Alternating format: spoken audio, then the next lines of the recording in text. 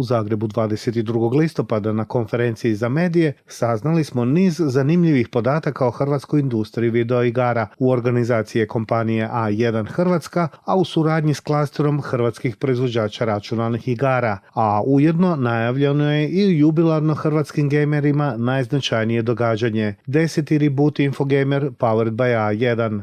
Znači, ovogodišnja analiza pokazuje da, kao i u cijelom svijetu, industrija ima blagi pad prihoda i profita. To je vjerojatno zbog mnogo faktora, uključujući i razne ratove, i inflaciju, i kamatne stope, i završetak pandemije kad su svi bili doma, igrali video igre i tako dalje. Ali unatoč tome, zato što naša industrija nije toliko ovisna o stranom kapitalu, mi i dalje vidimo porast broja zaposlenih, tako da industrija i dalje raste, barem u tom aspektu. A da smo potpisali, da smo ratificirali ugovor o dvostrukom oporezivanju, vjerojatno bi i sve brojke bile u velikom plusu. Znači, samo prošle godine smo izgubili skoro 5 milijuna eura zbog činjenice da još nije ratificiran ugovor o dvostrukom oporezivanju sa SAD-om, koji je potpisan prije 2 godine. Znači, samo se čeka ta ratifikacija godinama već i zbog toga mi samo naša industrija gubi milijun eura godišnje. Hrvatska je jedina zemlja u EU koja nije ratificirala sporazum sa SAD-om o dvostrukom oporezivanju. Primjerice, Slovenija, koja ga je ratificirala još prije 20 i nešto godina, je od potpisivanja ugovora do ratifikacije u doba Clintona još je prošlo nekoliko mjeseci. Nama je prošlo nekoliko godina i još se ne vidi kraj.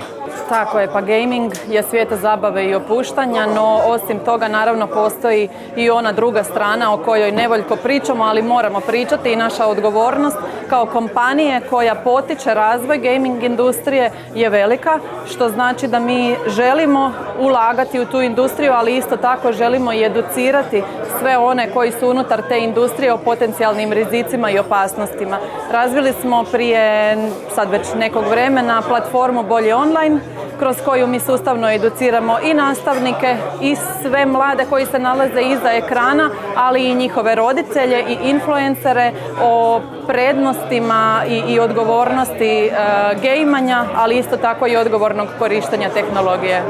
Vraća se Reboot Infogamer, 10. izdanje, jako smo ponosni da smo poživjeli 10 godina i ne samo da smo poživjeli, nego Reboot Infogamer ove godine se vraća opet u jako velikom izdanju, puno većem nego prošle godine.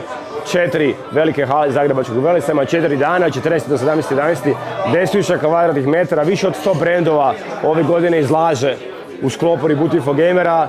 Sve ono po čemu Reboot Infogamer poznat zapravo se vraća, od krpetine novog hardvera, izlaska novih konzola koji se taman događaju u to vrijeme, najnovih trendova u VR-u, 14. finale, A1 Adria lige koje stvarno vredi popratiti uživo.